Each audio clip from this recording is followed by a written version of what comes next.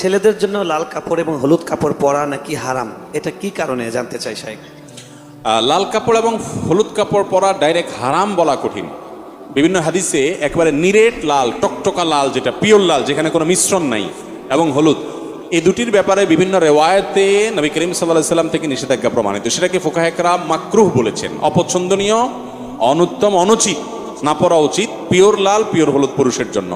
এখন আপনি যদি বলেন যে এটা কি জন্য নিষেধ করা হয়েছে, আমি বলবো এটা মহিলাদের জন্য রিজার্ভ। এই কালার কাদের জন্য রিজার্ভ? অন্যান্য কালার আপনিও পড়তে পারেন, মহিলারাও পড়তে পারে, আর মহিলারা এই কালার তাদের জন্য স্পেশাল।